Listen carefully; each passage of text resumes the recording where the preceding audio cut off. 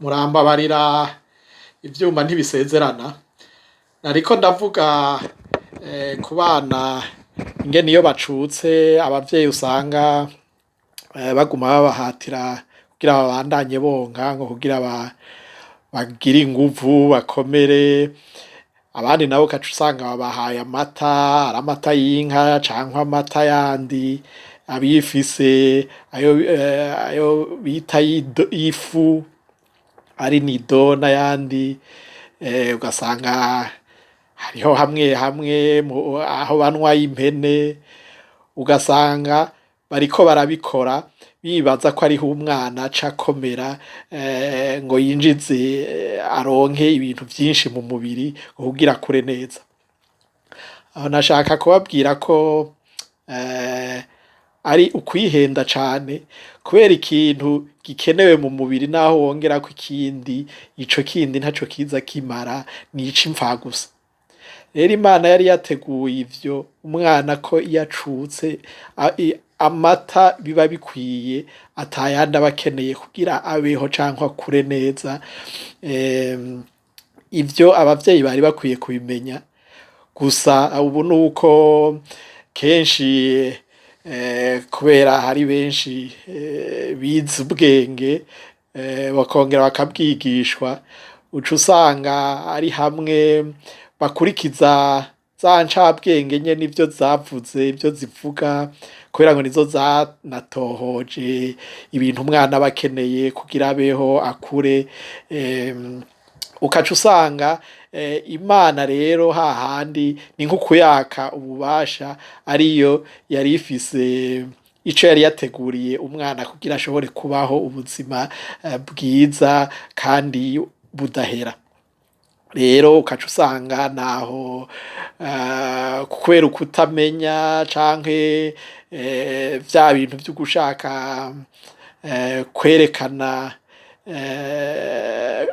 bamwe bamwe kwerekana incabwenge kurusha izindi mu bintu, ukaca usanga bariko baranabahubisha, eka ugasanga biranagiyemwo n'amategeko, ugasanga abantu baca bavyemera kubera kwa kutamenya canke kubera iryo tegeko ryashizweho, kandi iciza kwari ukureka Imana ikakora ibintu uko yabiteguye, kubera urya mwana nimba aretse acutse nuko hari hageze ko batangura kumuha vya bindi Imana yari yaraduteguriye.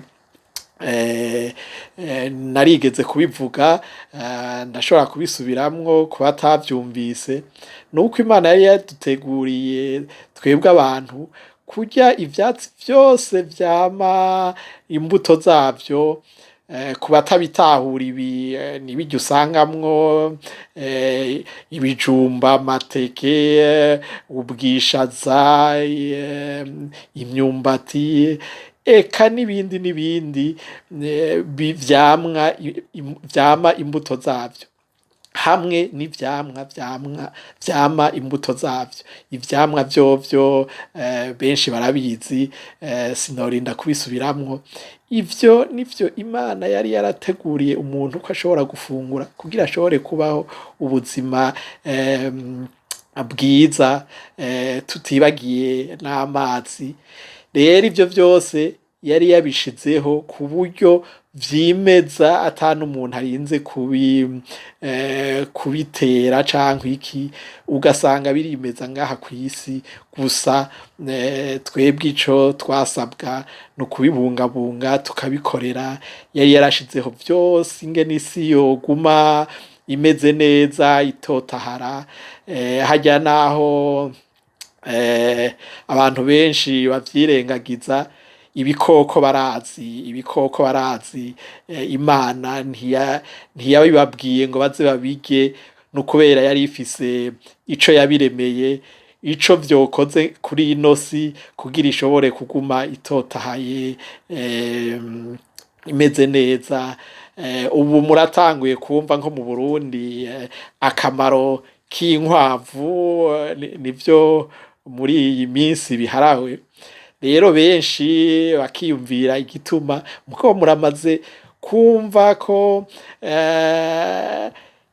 ivyo biruva ko ari ivy'amaganga canke iki, ivyo nivyo biza bimwe bivura bitabira neza isi bikongera bikayirinda ubukoko bushobora konona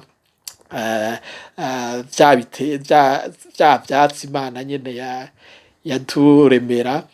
Rero eka ibikoko vyose nuko batarabimenya, vyose ni nkuko ku rukwavu vyari bifise akamaro Imana yabiremeye. Rero kwitwaza kubirya, urabona ko batangura banywa amata mugabo ugasanga no kucica bagiye kucica ngo bakirye inyama, izo nyama ngo nizo zirimwo ibintu umuntu akenera ngo kugira akure neza, akure akomeye. Mugabo ivyo vyose ni ibintu vyazanywe n'incabwenge, ni ibintu atana kimwe bimaze ku mubiri w'umuntu birenza birya Imana yaduhaye. Ibindi vyose ni uko tuba turiko turikwegera ibintu vy'ingwara biva muri ivyo. Nibaza ngaha ko akanyama nabo baba bakihereza benshi barazi ingaruka mbi zako, hejuru yuko ari n'icaha kwica. Nico gituma hangaruka kuri ca kirundi, utazi kwica ico arico, urumva Imana bavuze ntukice, nta na kimwe nuko twebwe abigira incabwenge nyene tuvuga ko kizira kwica umuntu, ngo mugaye ibikoko ngo Imana yabiduhaye ngo tuvyice tubirye. Aho ijambo kwica nta nsiguro ryo ari gifise. Urumva ivyo ni vya bindi nama mvuga, ijambo iyo rifise insiguro zitandukanye nuko iryo jambo ritaba riko rikoreshwa neza. Aho urumva bamaze kuvuga ko kwica ari igicumuro, sinumva rero ingene ushobora kwica igikoko ngo ukirye kandi uzi kwica ko ari icaha. Ica kabiri, ico gikoko Imana ntaho sivyo yaturekuriye gufungura, kubera navyo ni ibintu bifise ubuzima nkatwe. Ubu murabona ko ari benshi usanga bariko babitahura naho ya mategeko ashingwa n'abantu b'incabwenge nyene. Urumva uca usanga ivyo ababikurikiza usanga ari bake, cankwe kwiha umwanya wo kuvyiyumvirako kugira babitahure, ugasanga baciye badehukirwa, ugasanga baguma bakora vya bindi batazi n'igituma babikora. Twavutse dusanga bica ibikoko, twe tugaca natwe tuguma uko ngo niko vyamye, mugabo siko vyategerezwa kumera. Rero nsubiye inyuma gatonya, harya ku mwana barakunda kumuha mwene ivyo bintu ngo ntihashobora gukura neza. Mugabo hagiye umuhaye arya amata y'inka, umenye ko arya nta na kimwe aza yongerako ku buzima bwiwe, arya nta kintu na kimwe ahindura kinini, ahubwo we uja kuyamuha winjiye muri ca gicumuro c'ukwiba, kubera wivye amata ataragenewe uwo mwana, yaragenewe inyana y'inka. Kubera nayo Imana yayiremeye kurya, ica harya nka kurya k'umuntu, ironka nyina ivutse hanyuma igacuka, nuko Imana yari yarabiteguye. Rero kuyitwaza ibintu ngo tuje kwiba nk'ayo mata y'inka y'inyana ngo tugira tuyanwe twebwe abantu, ico urumva naco ni igicumuro. Kubera ivyo vyose naho tubigira ntaco vyongerako ku buzima bwacu burenga uko Imana yari yabuteguye. Ikimenyamenya nibaza benshi barutse nko mu rugero rw'iwanje, colonisation, bakuze mu rugero rw'iwanje, usanga benshi n'abantu bakuze usanga ata n'amata bashobora kuronka, ari abantu bake bake bifise bashobora gushobora kurya n'izo nyama, kandi ugasanga abo bantu ivyo bintu atavyo baronse nibo banakomeye kurusha, bafise amagara meza. Rero ico kintu twari dukwiye kugitahura, tukumva ko umwana iyo avutse nta kugira ivyo bintu vyo guhagarika umutima, no kureka ya mana ikamurongora mu vyo agira, wewe gusa ukaba umurezi, ico umwana akubajije ukamwishura neza, kubera harya Imana imucishamwo birya bibaza kubaza kugira nawe irabe ubuvyeyi bwawe aho buhagaze.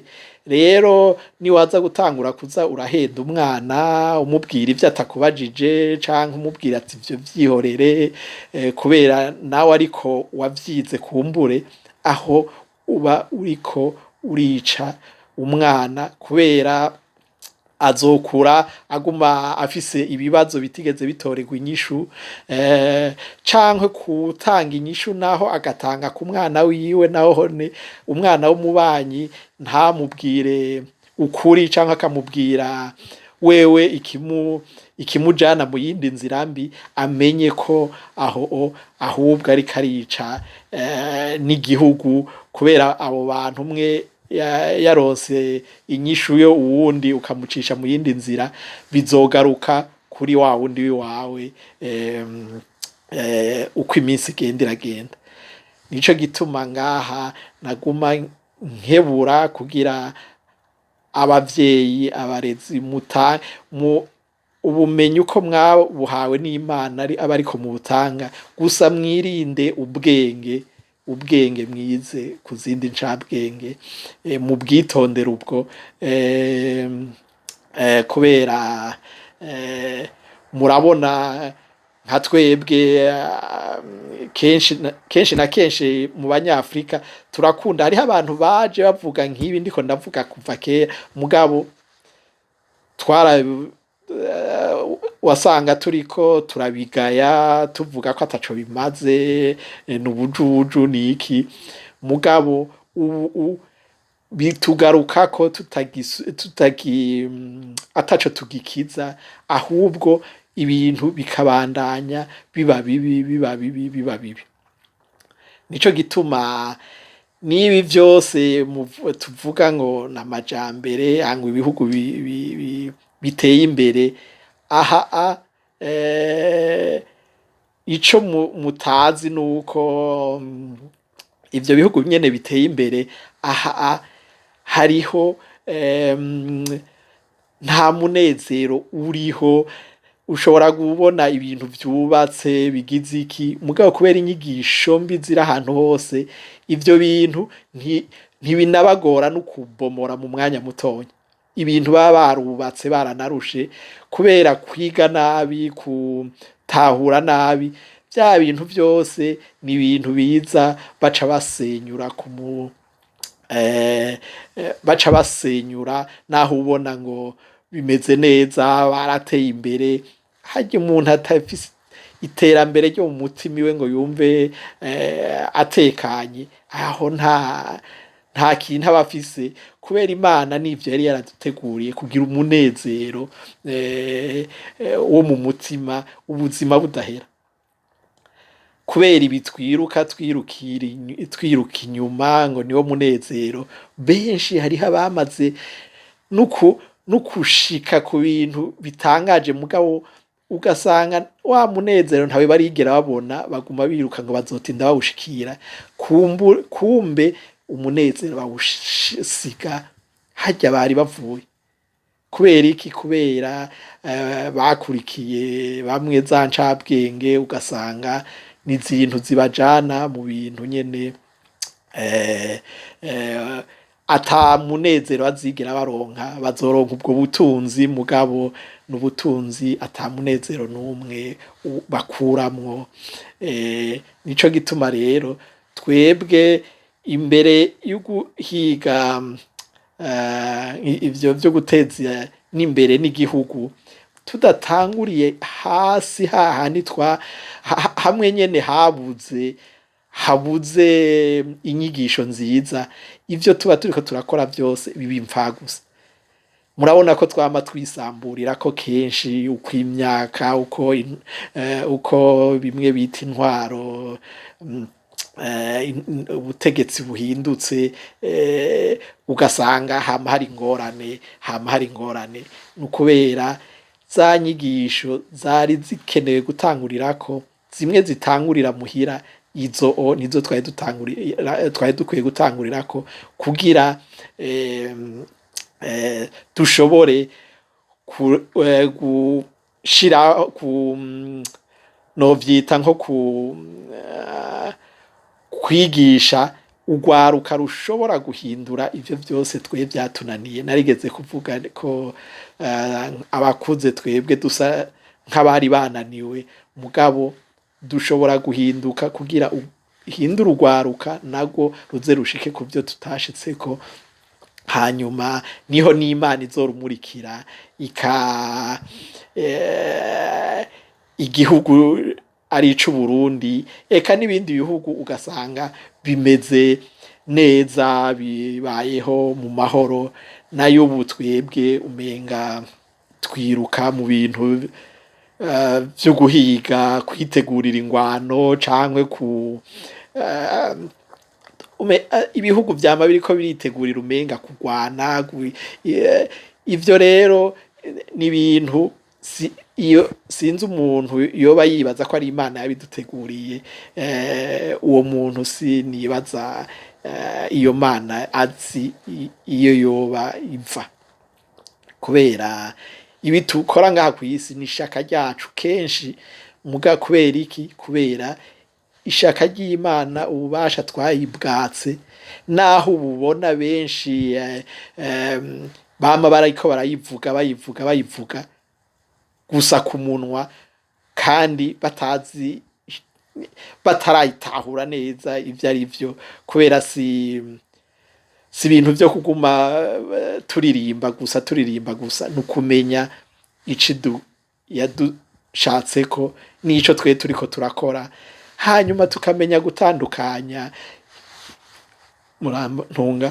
tukamenya gutandukanya ibintu vy'Imana iba yaravuze n'ibintu twebwe twishiriyeho twifuza. Ivyo tukabitandukanya, naho twebwe biba vyaratunaniye, mugabo tumaze kubitahura turashobora guha icubahiro Imana ku bintu biba yaravuze, naho twebwe ivyacu twifuza dushaka tuba tukibigenderamwo, umugabo tukaza turafasha abandi bataraca nkaho twaciye, bataraca mu makosa menshi nkaho twaciyemo, kugira ivyo bintu bavyirinde. Na twebwe niho gushobora kuturekurira ku vyo tuba twaragize, cankwe ikadusubiza wa munezero. Mugabo nk'uko navuze, ntitwifuze kugira umunezero nk'umwe yayihaye icubahiro hakiri kare, kubera harya biragoye gusubira inyuma, naho bamwe bose bibaza. Urumva barerekana hanze kumenga ibintu ni sawa, kandi atari sawa muri bo mu mutima wabo, mugo bakibagira ko Imana yo ibona mu mutima, nayo twebwe tubonesha amaso ibintu vy'inyuma, tukaca twibaza ko urya muntu ariko avuga ibi amerewe gutya, ameze neza, agira iki, niwe afise Imana, reka tumukurikire. Kumbure nawe ari kwerekana ishusho nziza hanze, mugabo mu mutima amerewe nabi cane. Rero ivyo sivyo twokwifuriza urwaruka, twe tugwifuriza rubeho neza, rubeho mu bintu rutahura, hama Imana isubire irugendere, iruha amahoro. Nico gituma nashaka gusubira kurangiza, na cane abantu higa kugira kubaka izabo, cane mpora numva ku mateleviziyo ajya yo kuri YouTube kenshi barakunda gusaba impanuro bakakunda guhiga inyishu zigituma abantu bubaka bakaca basambura cane cane mu rwaruka niki nibi ndiko nyene ndiko ndavuga urwaruka iyo rwize nabi uca usanga naho ruja kubaka izabo ruca rusambura ubwo nyene kubera baca basanga vya bindi bumva bibaza ko mariage ikura hariho ivyikura bikura igicumuro c'ubusambanyi cankwe ikagira iki ivyo bintu ni inyigisho mbi kubera ntaho zishika suko bimeze rero ku bantu nkuko nabivuze sinzi ko muvyibuka ni harya umuntu aja kubaka n'umuntu n'umuntu batararyamana n'uwundi shatse kuvuga umuntu akiri abantu babiri bakiri isugi umuhungu n'umukobwa abo bazobaho neza cane kubera niba musanga nta wundi muntu baba bazi kuri ivyo bintu nyene harya Imana uko yabigize ni nkuko utazumva ata muntu n'umwe Imana yabwiye Imana yabwiye ingene azorangurangwa amabanga yabubatse ivyo ni ibintu Imana ikurimwo niyo ikurongora ingene ivyo bintu biba ari ubwa mbere bikaza uko ugasanga mwabikoze utazi ingene bimeze rero abo nibo usanga si bamwe bakeneye impanuro z'abahinga niki kubera ivyo nta buhinga burimwo ivyo ni Imana ibigira rero iyo umaze kubigira hama ugatandukana n'umuntu aho rero niho haca hatangura vya bindi kubera Imana ibivuyemwo aho iravamwo wewe uca utangura kugira imihangayiko ukaja harya ugasanga nta kigenda cankwe ugasanga ahantu bimeze nka kuya kwa mbere ofete ugasanga ni vya bindi vy'ukuguma ujuragirika muri ivyo bintu rero naha rero urugwaruka usanga kenshi babigira bakiri bato bakibaza ko ari ibintu vyo gufyina bakibaza ko umengo ni ibintu vyo gufyina murabona ubuhoho bavuga ati umuntu akiri isugi ni umuntu wa ruguru ni umuntu atagira ubwenge ni umuntu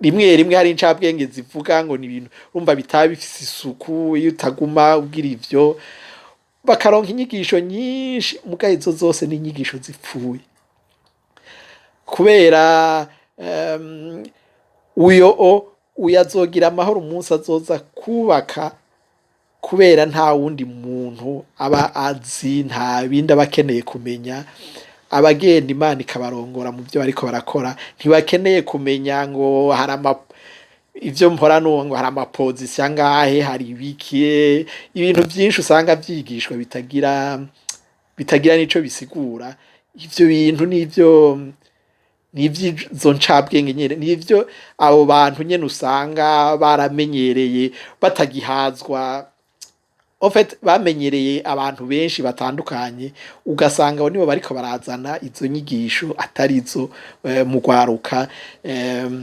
rero aha niho nashaka kubwira wewe nimba wagize amahirwe ukaronka uwo mugira mwubakane nukubanza ukamenya nimba hari uwo mwari mwaryamanye nukubivugana n'uwo mwari mugira mwubakane kubera niho uzoba wikingiye ingorane zishobora kugushikira hamwe umaze gushika mu rugo kubera ushobora kumuhenda ubu hariho ibintu ivyo vyo guhendana ubu ugasanga uramuhenze ko atavyo uragira mugabo ushitse mu rugo agasanga warabigize aho ingorane ziba zitanguye nimba waje kubaka umuhenda ko wavyaye umwana hanze ukabimunyegeza cankwe mugahisha ibintu nk'ivyo aho muzosanga muciye mutangura kubaho nabi nico gituma rero uri muri urwo rwego rw'abari bamaze kubigira umenye ingene wicisha bugufi, umenye ko nimba ugiye kubana n'umuntu nawe yabiciyemwo, ntuze rero uze urahagarika umutima ngo aravye uwundi mugore canke aravye uwundi mukobwa canke ibintu nk'ivyo, kubera nico ivyo ntibishobora kumuvamwo. Rero ntuze uta umwanya wawe uza uramuraba umucunga muri ivyo, kubera ni ibintu yari yaramenyereye, ivyo ntibihera gutyo. Mugabo arashobora kuba ari wewe wenyene muca mugumana iyo utariko uramushirako ico gitutu co kuguma umucunga, kubera ntushobora kumucunga ivyo yarabimenyereye ngo uze ubivemwo. Nico gituma utegerezwa kumenya ingene ugiye kubaka n'uwo mugiye kubaka, hanyuma ukicisha bugufi, ntuze kumubuza ngo ntaraba abandi kandi yarabimenyereye. Ivyo uzoba uriko urihenda, muzoba mutangura kubaho nabi. Niki harya abaja kumbure ubu bubaka habanje kuba amasezerano, ivyo gusinya, urumva ivyo vyovyo kenshi babishizeho bibaza ko ari vyo vyotuma ingo zirama, mugabo ubu turabona ko atariko bikimeze. Niho ubona abavana muri ayo mategeko nyene aba yarashizweho n'aho ahambaye, ugasanga ni ibintu nyene bibabaje kubera biba bivuye ku nyigisho mbi cane.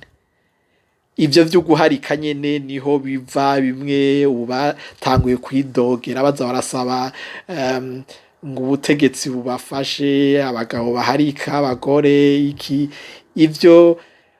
Ivyo amategeko canke iki ntashobora kubuza abantu baharika, kubera ni ibintu abo baharika nabo bazi ubwenge bw'ingene banyegeza ibintu.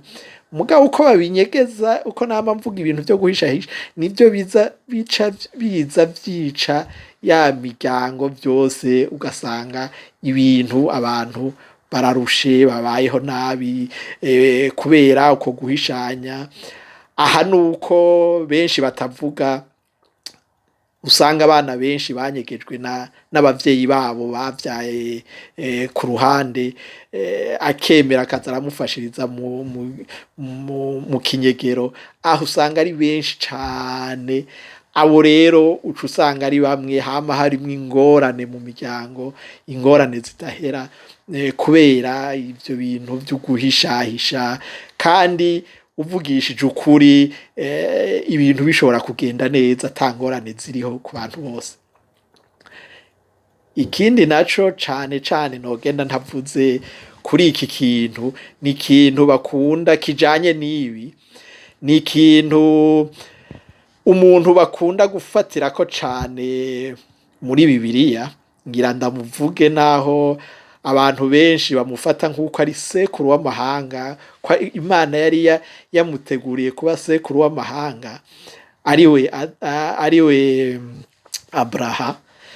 Rero iki kintu kenshi abantu barakunda kumufatira ku rugero batazi n'ico baba bariko barafatira ku rugero, kubera Abrahamu nimba yari umuntu yari intungane, Imana yari yizeye ko yogira sekuru w'amahanga, mugabo ka kantu k'umuntu, ka kantu ya migenzo mibi y'umuntu yaratumye iryo ragi Imana yari yaramuhaye arica ku ruhande. Naho bamwe tupfa kuvuga ivyo tutazi, ugasanga bariko bamufatirako ko ari nk'urugezo bokora nk'ivyo.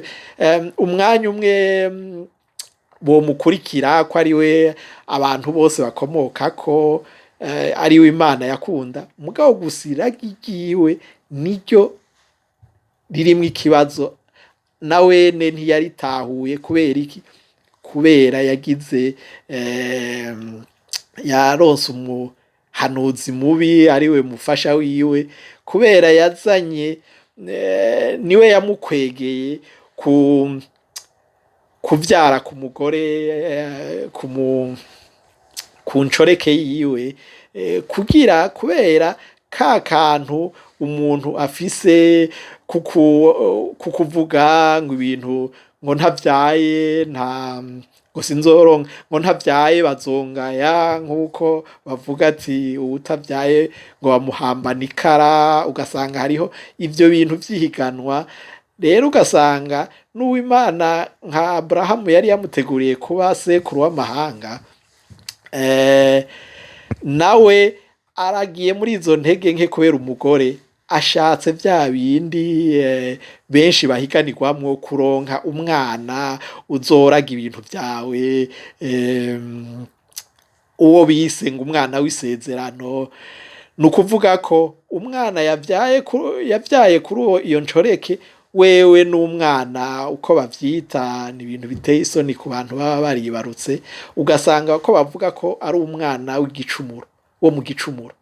Kubera iki? Kubera urumva batabana na Aburahamu, urumva ngo yavuye ku nshoreke.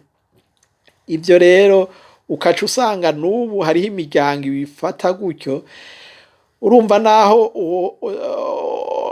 wosanga uvyaye ku wundi muntu wo hanze, ugasanga uramunyegeje kugira ntibamumenye, baca batangura kumwirukako ngo ni umuntu, ngo ni sinovuga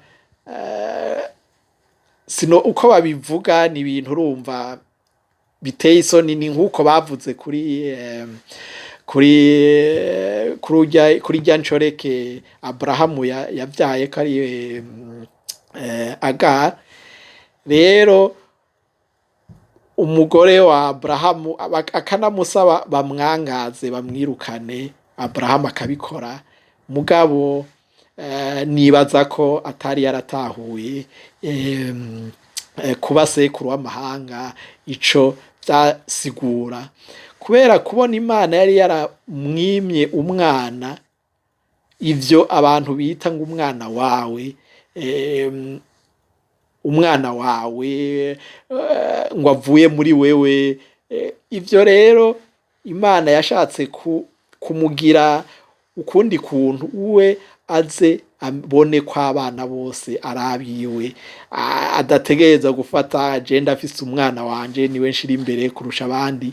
Mugabo rero ico gituma yaciye nahajya, mugabo ntiyashobora kubitahura igituma ico yari yaravuze ko kuba sekuru w'amahanga. Vyari bisigura ko ntiyari ategereza kugira umwana, yari ategereza gukunda abana bose.